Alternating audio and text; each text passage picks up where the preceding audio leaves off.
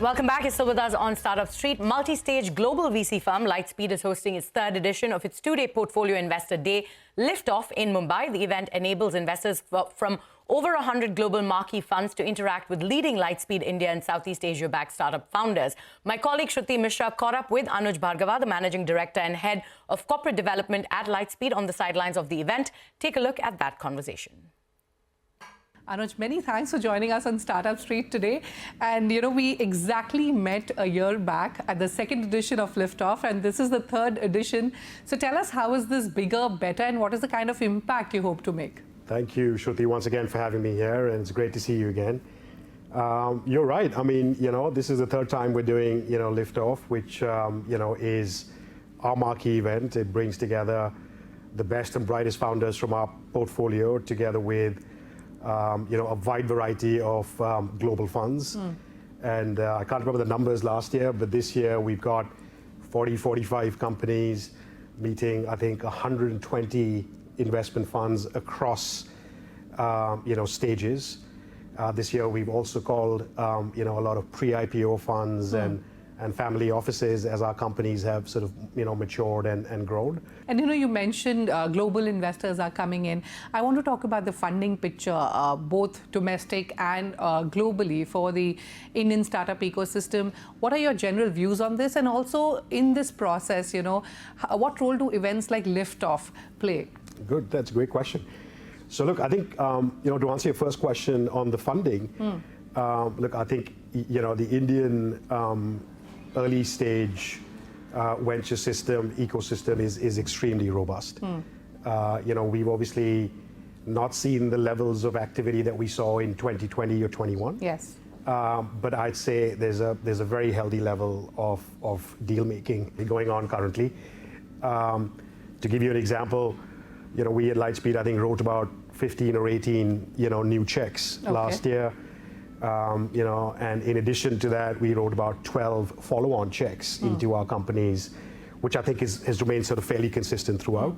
So I'd say that the funding environment is great for early stage companies, even for growth names and late stage growth names, that have pegged themselves to the public markets. Obviously, we've seen a bit of a correction recently, but the overall environment has been extremely robust.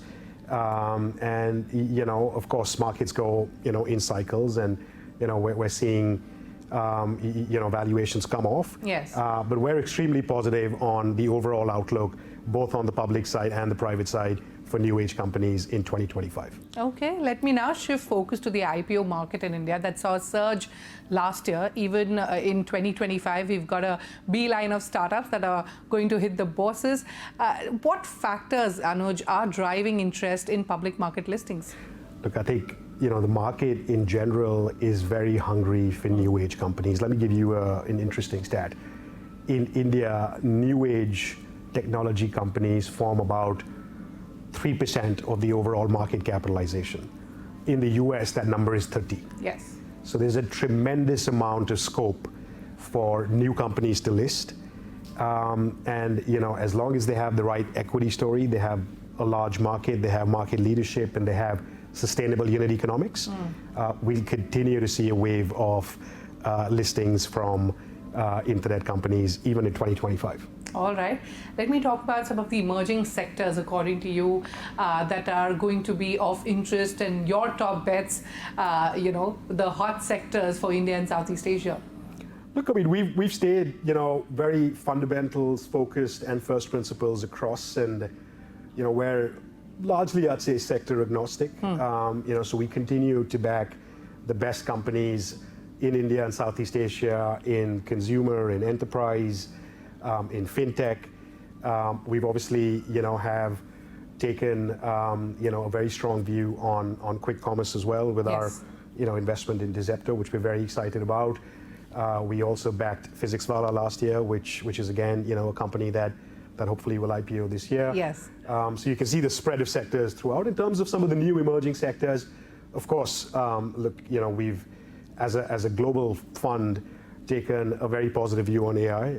I think last year, 70% of our dollars deployed globally were in AI. Okay. And even in India, look, I think, we've been very active at all levels of, AI investments, whether it's the foundation level with Sarvam, or it's the infrastructure level with Portkey, or frankly, it's the application level with Cure AI. We've been very active, and we hope to continue to do that Sure. this year as well.